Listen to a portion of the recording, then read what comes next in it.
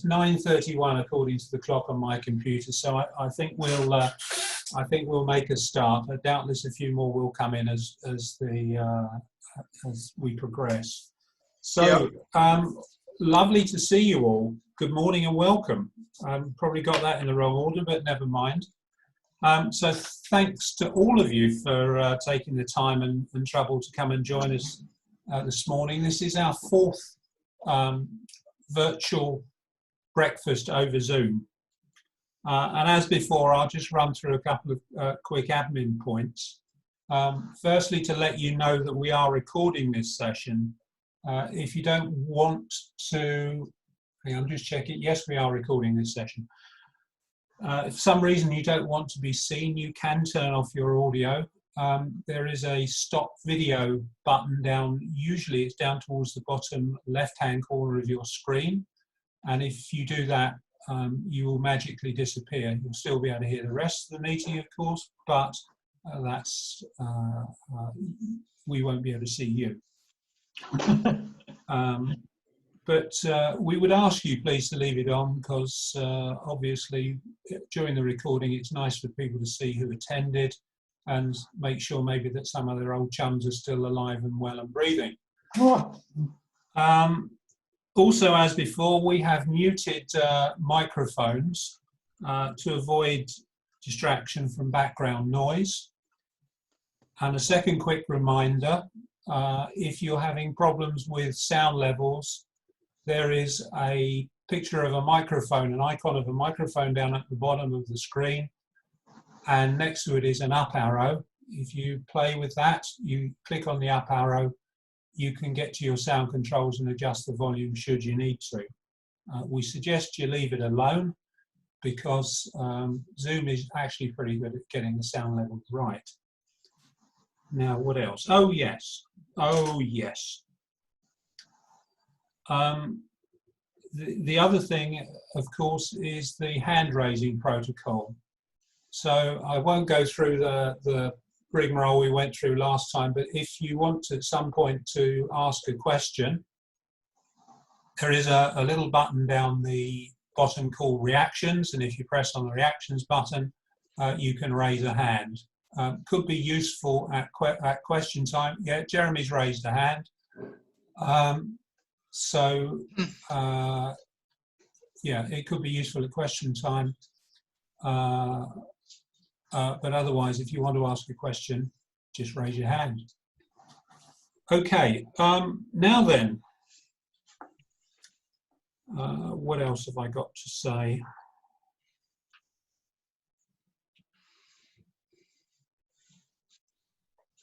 Yes.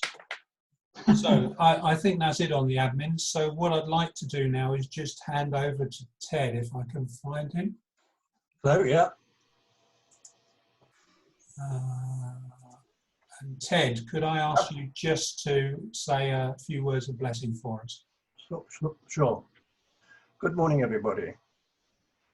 In our meeting together on Zoom, let us remember that we worship the God who created this world, the God who spoke through his prophets from generation to generation, led his people from captivity to liberty, healed the sick, fed the hungry, and was faithful even when faced with rejection. The same God who wants all people to be drawn to his love and grace, to know his forgiveness and the joy of his salvation. Let us put aside all that hinders and join together in worship and praise. And may the grace of our Lord Jesus Christ, the love of God, and the fellowship of the Holy Spirit remain with us all evermore. Amen. Amen. Amen. Thank you, Ted. So now, if I can just find Colin. Oh, I'm here, Bill. I'm here. Yes, I thought you might be. Yes, I'm here. Here we go. Here we go. Now, got my coffee ready. I have invited Colin to tell us a couple of jokes, and I've mentioned this really for Mikey's benefit, as the rest of you know what to expect. So, Mikey, if you see people getting up and walking away, don't worry. They're only going to put the kettle on, and we'll be back shortly. You mean when I finish? Take it away, Colin. Oh, well, good morning, gentlemen. Good morning, you to each and every one of you. I hope you've got your coffee ready. This is my own little one-man version. And bacon sandwich as well. I don't know whether you can see that. Did you bring enough for all of us? No, sorry. No, my wife could only do one, so that was that. You'll have to do without unless you provide your own. Anyway, my Zoom slot always seems a bit strange because you're all put on mute, so I can't hear your usual heckling. And usually I can only see myself and Bill. I can see about 3 others at the moment, but usually I can only see the 2 of us. So I don't have the joy of seeing your grimaces as you hear them. Anyway, I have 3 jokes for you this week. Oh. What do you mean by the first joke is for the master chef addicts amongst you. The joke is about 2 tomatoes, and these 2 tomatoes are having a race. What does the one in the lead say to the one behind? What does the one in the lead say to the one behind? Ketchup. Oh. Ketchup. Oh. Never mind. Next one is just as bad. It's for those who are addicts of watching the Sewing Bee on the television. This is about Velcro. Why shouldn't you buy anything with Velcro? Why shouldn't you buy anything with Velcro? Well, the trouble is it's a bit of a rip-off. Oh. On to my third and final. Thank God. Hey. Now. This third and final one is about lockdown. I used to hate facial hair. What changed my mind? I used to hate facial hair. What changed my mind? Well, the answer is obvious. It grew on me. Never mind. I'm afraid you'll have to wait 2 months for the next joke to have with your breakfast. I'll probably take that long to find some more up to our standard. I shouldn't wonder. So I wish you all a safe and happy summer. Well, thank you, Colin. And on that happy note, I'm going to hand over to Mikey, who's with us this morning from Leatherhead Youth Project. I think Mikey is known to some of you. He's obvious, I was saying earlier, he's obvious to spot him because he's about 40 years younger than the rest of us. But Mikey, take it away. Off you go. Good morning, everyone. First of all, I'd just like to say a big thank you for letting me be a part of this. I think it's great that you guys are continuing to meet over things like Zoom and stuff, because it's really odd time these last kind of 4 months or so, and a lot of people have had to adjust, but I think kind of sharing a community is still really important. And it's really important for me, and especially for the work I do, which I'll go into later. But I think being able to just meet together like this, it can seem quite novel at the beginning, but actually it's really important. So and thank you for letting me be part of it this morning. So as Bill said, my name's Mikey. I work for the Leatherhead Youth Project. I am the senior youth worker, which means I kind of oversee the youth provision in the Leatherhead area. I'll do a little bit about myself and then kind of what it is I do and the work that we do and stuff. And there'll be opportunities for questions later. And I do have some images to show to kind of help explain kind of what I talk about, I guess. We all love pictures. So I've been in this job for 4 months now. My whole working life has revolved around working with young people. Before this role, I was working, my kind of first real job was working in Esher High School as a teaching assistant, mainly working with young people with kind of learning disabilities and things like that. And that's where I kind of really got my love, I think, for engaging with young people, and especially young people that were kind of on the fringes and maybe weren't accepted in society, ones that were maybe a bit more kind of difficult to work with. I did a lot of behaviour management when I was at Esher High School. And so I really kind of learnt my trade in those 6 years at Esher High School. And then I moved on to a similar role, but at Esher College. But I specialised in working with young people with autism and Asperger's. Part of that role was to help kind of the young people transition from school into college and then college into university.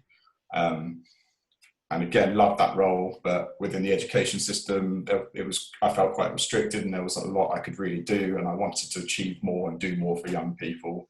And then this role at Leatherhead Youth Project came up, which I've had my eye on for a long, long time. And so the last 4 years I have been working with this charity, and kind of just providing youth provision in the local area. So Leatherhead Youth Project has been running for, well, we just celebrated our 15th birthday this year.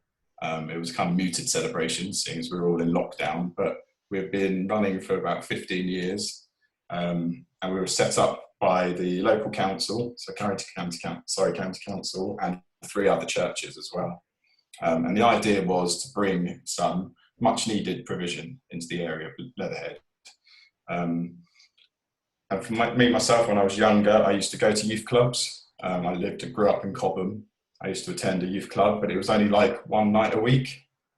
And the vision for Leatherhead Youth Project was to provide kind of daily youth provision.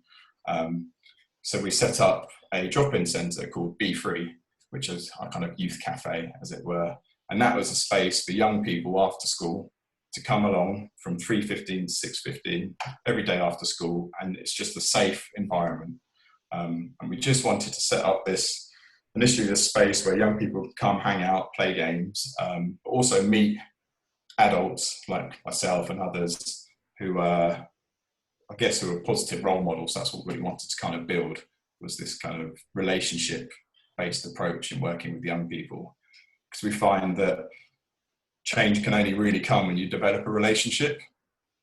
So we developed this relational model, which meant we were meeting with these young people kind of 5 days a week, 3 hours a day, and really getting to know them, and they really got to know us. And then from then we were able to kind of really establish that relationship and then help kind of guide them in their life and in their walk with us. So they would spend about 5 years engaging with us, because we would work from kind of secondary school years. So they were kind of 11 years old when they came along, up to about kind of 16, 17. And the idea was to try and get them when they were young, because we feel like that's when you can really shape and mold a person, when they're young, and kind of help them in that journey to achieving kind of, I guess, what they want to achieve. And a lot of the time, young people can be quite confused, or they can find it difficult to know what they want to do. And part of our role is to help kind of engage them and guide them in that. We have a set of core values that we like to follow in kind of promoting what we do and who we are. And those core values are faith. So faith is right up there. Community, respect, integrity, relationship, partnership, innovation, and aspiration. So those are kind of 8 core values that we really employ as LYP, and not just to ourselves as an organisation, but to the people that we work with as well. And that's what we really want to try and instill in these young people. Because a lot of the young people we work with, we're based in kind of North Leatherhead area, which is one of the more deprived wards in Surrey. And whenever I talk about being a youth worker in Surrey and kind of working with, I guess, deprived young people and families, a lot of people kind of find that a bit odd, because they're like, well, isn't Surrey like a very affluent area? Surely there's not much need for that. And I say, well, because it's an affluent area, a lot of that kind of, I guess, poverty and deprivation is hidden. And so there is a lot of it around in Surrey, and especially over in kind of North Leatherhead side, there's a lot of kind of broken families. There's a lot of young people that we work with that come from maybe socially or economically deprived kind of households, others that come from a history of abuse, things like that. And our role is to kind of really kind of help and nurture those young people and grow them into the people that we know they can be. So yeah, that's kind of an overview of kind of the work that we do, and kind of our mission, as it were. where am I now? So I mentioned a bit about B3, which is our drop-in that's our main flagship project. We actually run over a course of a year, probably up to about 20 projects. And what I'm going to do is I'm just going to share with you a little image. It's kind of an overview. We call it our youth work continuum. And this is something that we kind of try and lead the young people along. And there's kind of 5 points to it. And if I share it with you, you'll kind of get a bit more of an idea of what we're trying to do. Let's see. Can everyone see that image okay? Yep. Brilliant. Okay, so we've got the youth work continuum. It says this graphic shows the stages of support LYP, Leatherhead Youth Project, offers to young people who participate in our youth work services. From initially saying hello to the individual becoming an adult who has achieved their goals, we offer holistic support to to ensure that young people are supported through the varied stages and challenges of adolescence, wherever they are in their journey.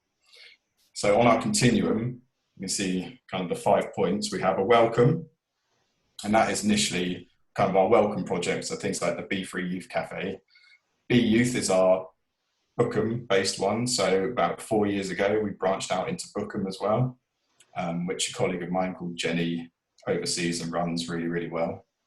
And B Youth is very similar to B3. It's kind of a drop-in centre for young people after school.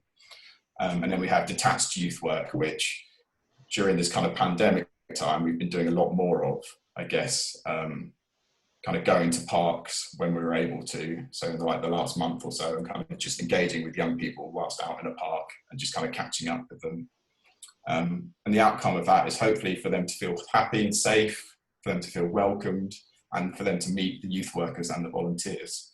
So like I said, we want to be that kind of, I guess, that linchpin in those young people's lives. We want to be those positive role models. And especially for me as a male as well, I want to be a positive male role model. So a lot of the young guys I work with maybe don't necessarily have that. They might have an absent father, or they might have had an abusive father. I kind of want to show them that as a male, I am able to kind of support and show love in a way that maybe they weren't able to experience in their younger years.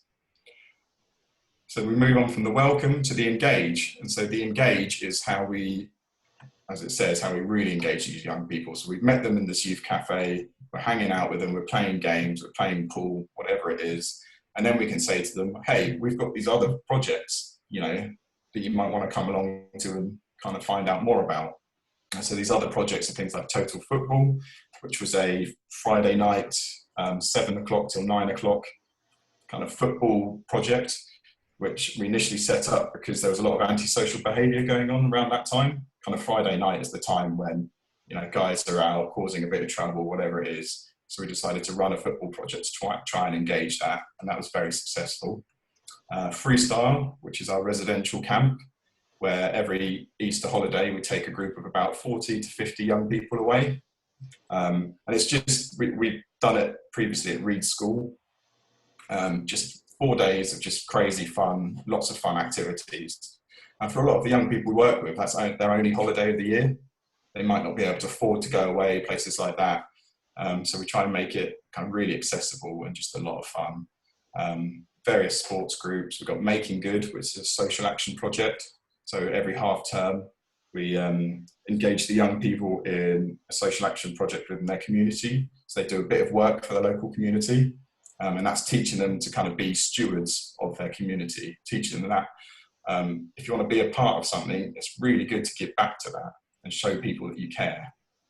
And then on the third day of that trip, we take them on a little reward trip, because young people, you kind of have to bribe to get them to do anything. So if you want them to do some work, you have to be like, all right, do a couple of days work with us and then we'll take you bowling or something. And they love it. But what's great is that that's the initial hook, is the trip. But actually when they do the project, they get a real sense of self-worth from it. I remember one time we're kind of doing a park cleanup, and we'd done a huge litter pick. And as we were packing up, we were about to leave, and some of our young people saw a group of other young people that had been playing in the park just throw their kind of rubbish on the ground. And our young people got really annoyed at them. And I'm like, why are you getting so angry? It's like, well, we've just spent time cleaning this place up and it looks great. You know, I've worked really hard on this. I said, well, next time you think about littering or doing anything like that, think about how you felt when you just saw that. And it's those kind of lessons we're trying to teach these young people. And when we're engaging with them, that's where we really kind of find what's going on in their lives. So a big part of our work is, yeah, we run really fun projects, lots of fun games, but actually the main bulk of the work is kind of really finding out what makes this young person tick. And that's where stage 3 is, that's support. So we've gotten to know these young people really, really well, and they'll start to open up. And the only way that you can really share in someone's life is if that trust is there. And we find that once they start trusting us, they'll start, I guess, kind of just sharing a bit about their lives.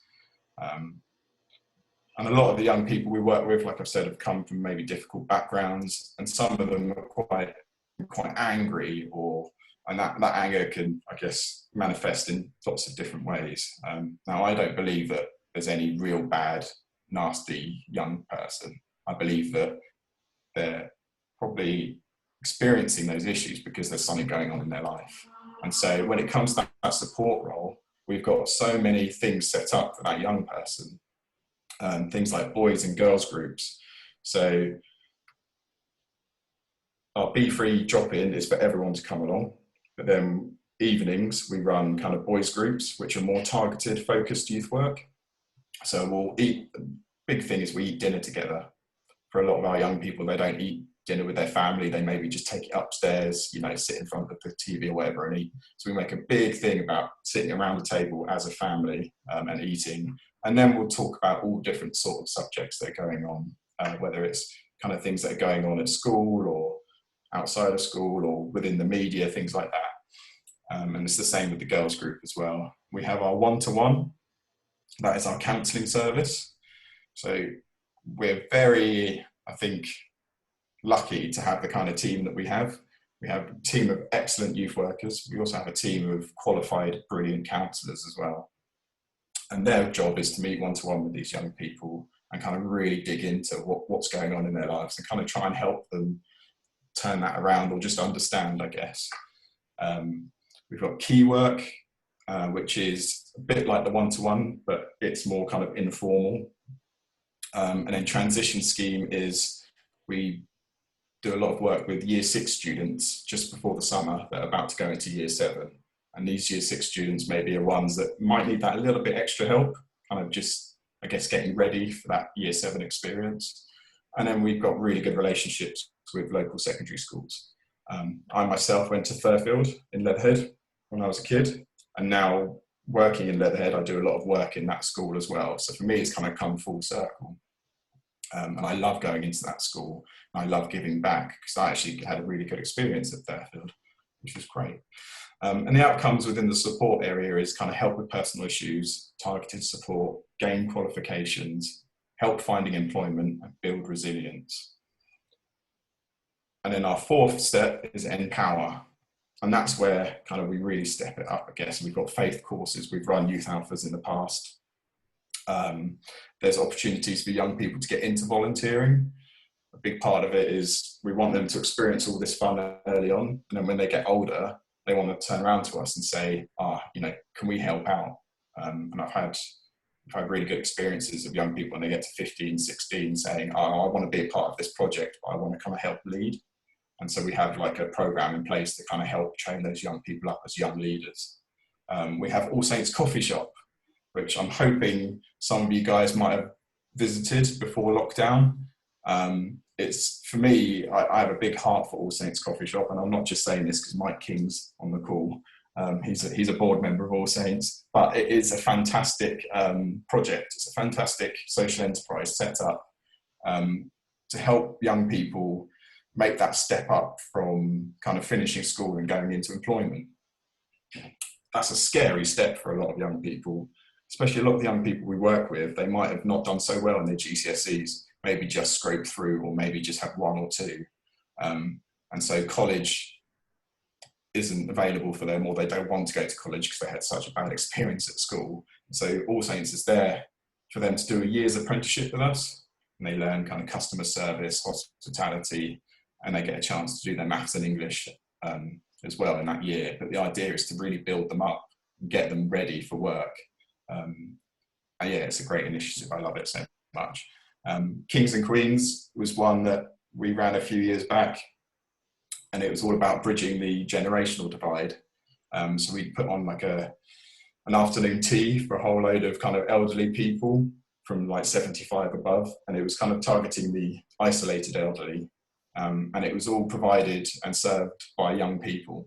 So young people would kind of help make the food, the coffees, the teas, and then serve the older people as well. And that was kind of a really good chance for those two generations to really kind of match and get along, and to show that not every young person is scary, but also to show young people not every old person is scary as well. And then we have a youth council. So the idea is that young people that want to have more of a say and an input into the Leatherhead Youth Project as a charity can do. And we really, really believe that young people's voices are the most important. You know, I can sit around and say what's right and what's wrong, but I'm not a young person anymore. So we really want to hear what the young people think. And then hopefully the last step is then going through welcome, engage, support, empower is into transform, where they lead kind of happy, healthy, safe lives. They're employable, they make positive contributions to the local community.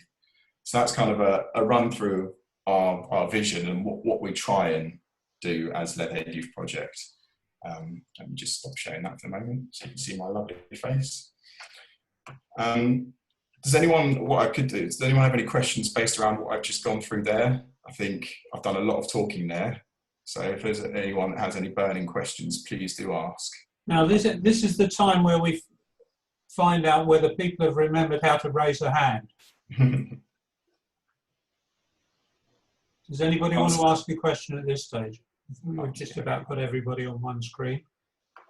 Ah, I see. Whoa, here we go. Now, Little, I'm going to unmute you in a minute. There we go. I think you should be able to talk to us now. Can you hear me, Little? I can hear you.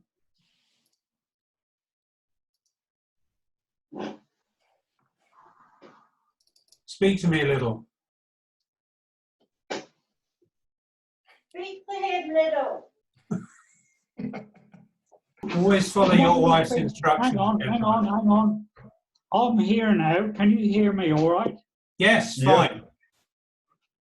It's been a very educational morning. This is the first time I've ever been able to do Zoom, I hope, properly. So thank you very much for bearing with us. It's been a long, hard struggle. But I'm going off again from your talk. If it hadn't been for the patience of Bill O'Neill, I wouldn't be here today. Anyway, thank you once again for that talk. I do appreciate it. Thank you very much. Do you have a question for Mikey, Little? Sorry? Do you have a question for Mikey? It's not obligatory. How many of the youngsters have you got all together? Oh, that's a really good question. So throughout the year, we've probably engaged, I know through 2019, we get engaged with over 400 young people. What? Say that again, 400? Yeah, so over the course of a year, we engaged with about 400. Not 400 all at once. Sorry. No. So on an average day for our drop-in centre, so after school, we engaged between 30 to 50 young people a day. That were the numbers we were seeing each day before lockdown. How many helpers have you got? Yeah, so we rely heavily on volunteers. We're a team of 9, but that's 4 of those are youth workers, 3 of them are kind of counsellors. And so to run the amount of projects that we run, we really do rely on volunteers. So what's great is we have kind of a database of volunteers now. Over the years, we've built up quite a few, but we rely heavily on them for some of our other projects. Sorry, go on. How have you done during this self-isolation business when nobody could go out, nobody could come in? Has it been difficult? Yeah. Yeah, so for me, I took this job to be face to face with people, to engage with people, to be relational. I found this really tough when we first went into lockdown and we had to move kind of everything home. I've been working from home for the last 4 months. I actually found the first month really tough because I kind of felt like I'd lost a purpose in my role of working because I just wasn't seeing. I went from seeing 30 to 50 young people a day to seeing no one. But we've adapted. We've moved a lot of our provision online. We've been engaging with young people over Zoom, which has been really good. We've been making phone calls, all sorts. So I've gotten used to it. I cannot wait to open up, kind of be free again and All Saints and get going. When that happens, we're not entirely sure. But yeah. Okay. Thank you, Little. We've got a couple of other people who wanted to ask questions. Who've put their hands down. I think Malcolm, you were one of them. Yes. Yeah. Okay. Thanks, Phil. Who's talking to who now? My turn, Little. Yeah. Thanks, Mikey. I was also interested in the numbers, but I suppose whether you had an example of, one or two examples of how the continuum is great, and I like the way that's laid out. Can you sort of give us an illustration of how somebody might work their way through that from the beginning through to the end, and just an example of how you've really had an impact on an individual, as I know you would have done. Yeah, so we have on our website, we have success stories, but I'll share one of those with you. Or in fact, I can share two because they were kind of really good friends growing up, and Mike King will know them really well. And we kind of use these two guys as a real example of how our model does work. Because I can talk and talk and talk, but we have to have evidence. So one of them is Martin Fuller, who joined, he grew up in North Leatherhead, joined Be Free in a Leatherhead Youth Project at the age of 11, and pretty much engaged with every activity because he was just so desperate for kind of positivity, but also desperate just to do stuff because he was so bored. And he would kind of, if he didn't have things to engage in, he would probably, he had engaged in antisocial behaviour beforehand and stuff. And so he was one that engaged with our projects all throughout.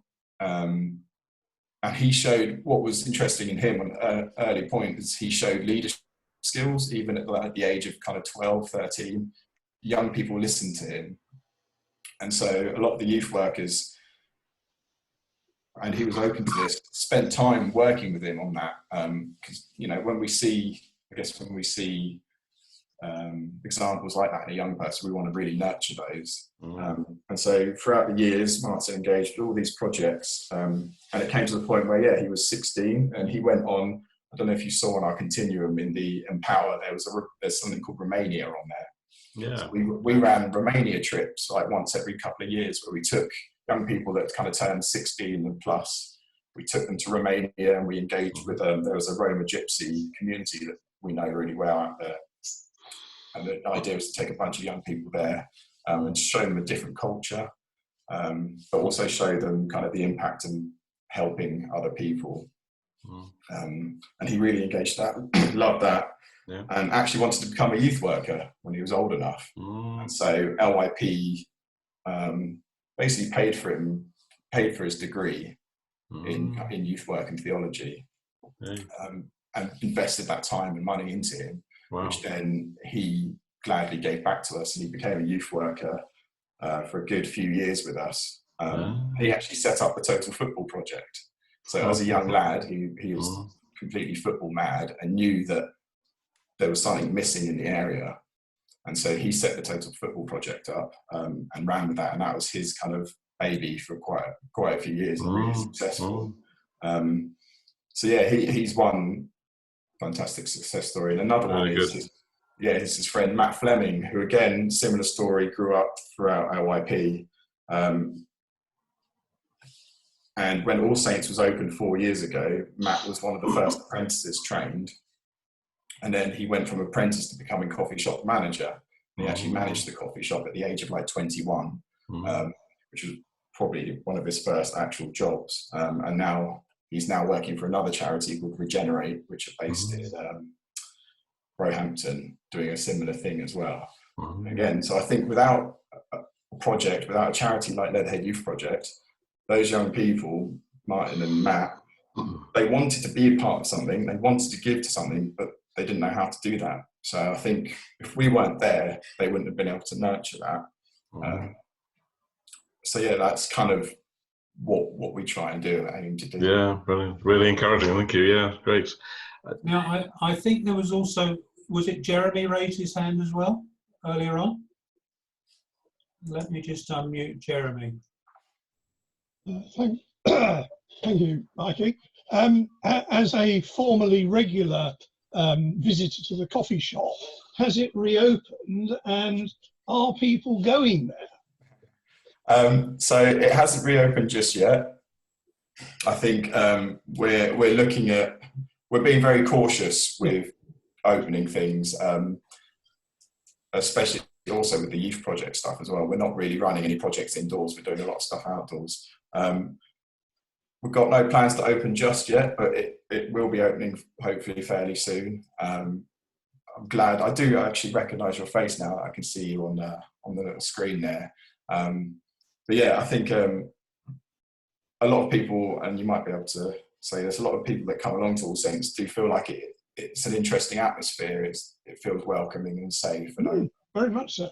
yeah, and that's what we're trying to build. So hopefully, yes, we will be opening at some point fairly soon. I don't want to say too much because Mike King's sitting there and he probably knows way more than I do. I can see him smiling there. Maybe you can pick his brains later on.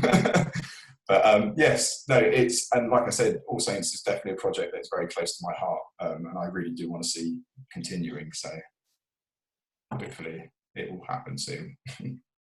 Thank Okay. you. Sorry, Jeremy, had you finished? Yeah, okay.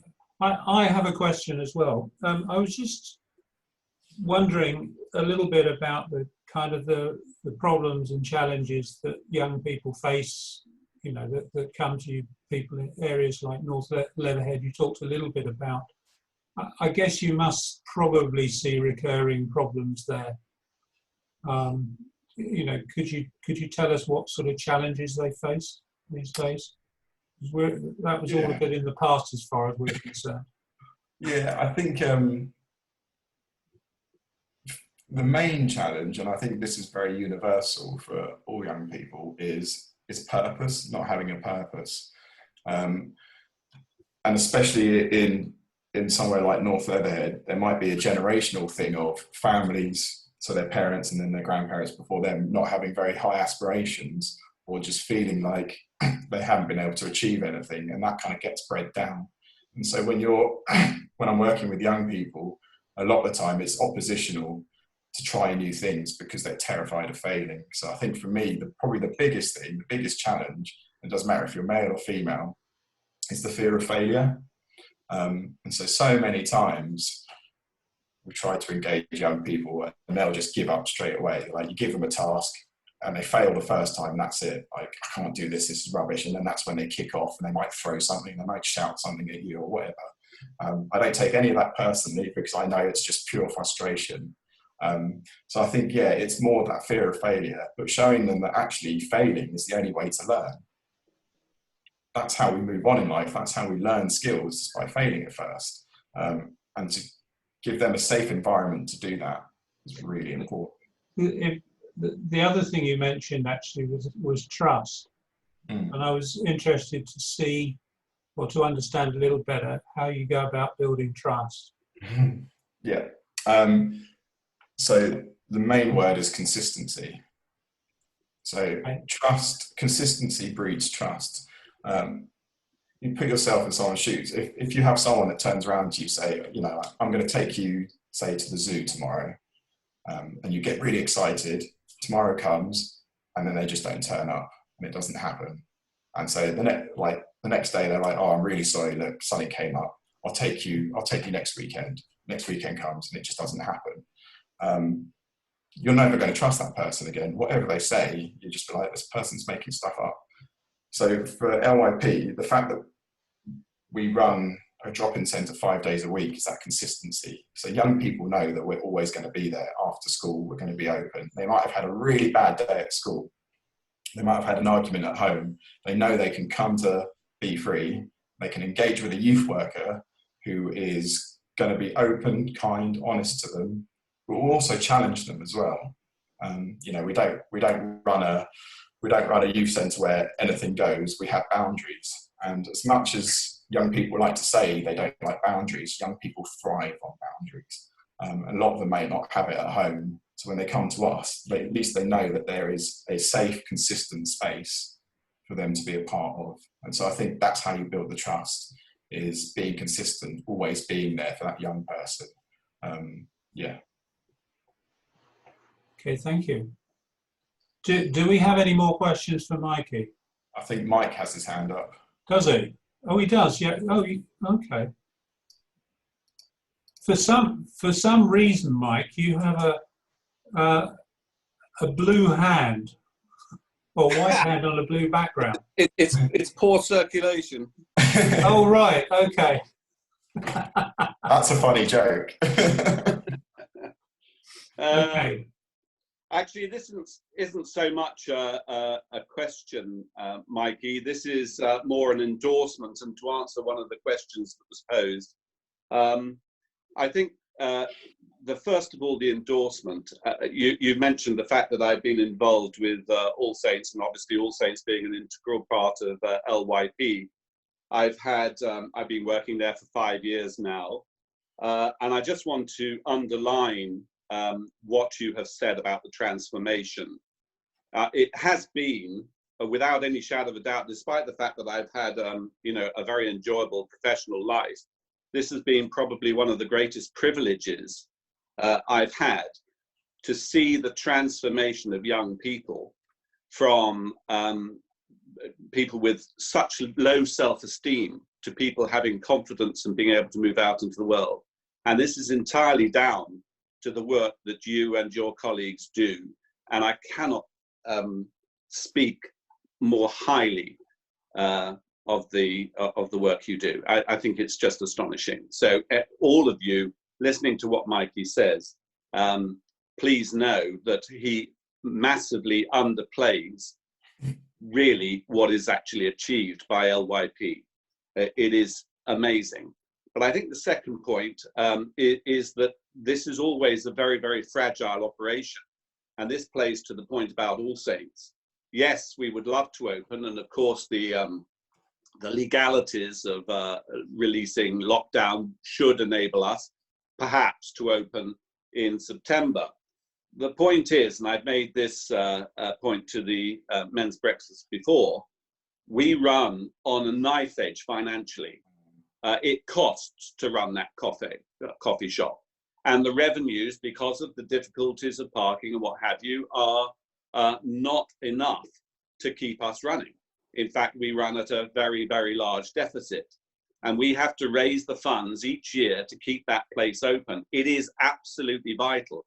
It is part of the conclusion of the work of LYP to move people from a state of childhood into adulthood and work. So it is a crucial part of the whole enterprise. But it stands always the chance of having to fold because of lack of funding. That's where a lot of our effort goes. So to open at a time when we might find it really difficult to get people in on a sort of daily basis would be really sort of commercial suicide. So we need to be confident that we can open to a successful business and have everything in place. We're doing a lot at the moment to make that happen. Hopefully we will be open in September again, but I urge all of you, if anybody knows of deep pockets that can help with All Saints and with LYP, this is a vital work. And thank you very, very much, Mikey, for coming and speaking to us today. Oh, thank you, Mike. No worries. Okay, do we have any more questions? Oh, yeah, we've got one. Colin. Or is it... You still got your hand up, Mike. Oh, sorry. Colin, Yeah. my apologies. Mike, Mike King, that is. Can you inform us when it opens again, so that we can make an effort to come along? I have been there in the past and I've enjoyed it, but to know when it opens again would be helpful. Well, I will absolutely do so. if someone wants to send me notification, I'll send it out to the members. Great. Yeah. If there are no other questions, I've got one more image to share, and I know a lot of you guys are probably into statistics and numbers and stuff like that. We produce at the end of every year, we produce an infographic, which basically just sums up our kind of year's work in kind of nice little pictures and numbers, like a breakdown. So I've got the 2019 one here. The 2021, I don't think we're going to make because it will look so bad. But I've got 2019, so there's lots of kind of breakdown of numbers and stuff. So yeah, have a look at this, and there might be some questions stemming from seeing this as well. But yeah, if I just share my screen again, that's the one. Can everyone see that? Okay. Yeah. Yeah, nice. So, and again, this is where I got the number. So we've got 2019, we have 9 staff members. We engaged about a total of 471 young people, and that came to about a total number of youth work hours of 1,530 youth work hours. Be Free Cafe, so we've got little quotes. So one young person was quoted to say, "Being at Be Free allows me to be me," which if you break that down, that a young person's basically saying, but maybe in other places they're not able to express themselves, but at Be Free they are, which is great. So yeah, we have on average about 35 young people attending the cafe every day. We've got the one-to-one team. We had 603 hours of one-to-one sessions, which was great. Be Youth is our book and one. Every couple of years we do a gala dinner, which is to raise money for Leatherhead Youth Project, because as a charity, all our money comes from outside people, so private donors, government funding. We have a dedicated funding and admin officer whose sole job is to go out and find that pot of money for us, because every project is funded individually, pretty much. This project here, Into the Wild, this is another favourite project of mine. Into the Wild, it's a bit like, do you guys know Duke of Edinburgh? Yeah. Yeah, so Duke of Edinburgh is a really good initiative for young people to engage in, but what we found is that actually there's a lot of barriers to young people that we work with engaging with Duke of Edinburgh. The amount of money you need to spend to buy kit is ridiculous, like walking boots, backpack, tent, things like that. You're talking a few £100 worth of equipment. For our young people, that's a no-go. So we designed Into the Wild that had like Duke of Edinburgh initiatives in it in terms of self-led expedition. We also added a mountain experience into it. So we take a group of young people to Wales and they climb Pen y Fan mountain, which isn't the biggest one, but for our young people, it's quite an achievement. And along that, you can see 96 journal entries. So the journal entries it's all about kind of self-awareness. So we get the young people to keep a journal of their experience, whether it's climbing the mountain, whether it's doing the 2-day self-expedition. And for them, it's about writing their hopes and fears and just learning a bit about themselves. And we don't camp in tents, we camp in hammocks, and they have to kind of put their own shelter over the hammocks, and they have to learn to cook on an open fire and things like that.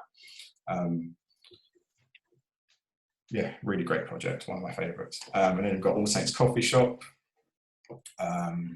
One of the quotes here is, "I've now been working at All Saints for 2 months and I absolutely love it. It has taught me a lot about work, and learning to communicate with the team under pressure has been really good practice." So that was me. Yeah, and then our Easter residential, we had girls groups, Blaze is our boys group, and Making Good is our social action. So there's a nice little breakdown. I have emailed the continuum and this infographic to Bill. So if anyone wants a copy, they can just get a hold of him and he can probably shoot you an email. Yeah, Mikey, if I can just interrupt, I was going to ask you if I can send your slides out to the members. Yeah, certainly. What I'll do after this session is I do a little bit of like pruning on the video, usually to make sure that my better side is always on camera and my hesitations are gone. But I send out an email to tell people where to find the video, and I'll put some of this stuff on there as well. And anything else, if there's anything else you'd like me to send out, that's fine. Yeah, I think just our website. If you just search Leatherhead Yes, yes, we've got a website, and through that you can, if you want to know more, you can sign up to a newsletter, which we do send out, and there's all sorts of stuff. But the website's a really good one. We've got lots of videos on there of kind of previous projects, a few more success stories. We've got blog posts. So I wrote one at the kind of in the first month of lockdown about my experience of doing youth work in the lockdown.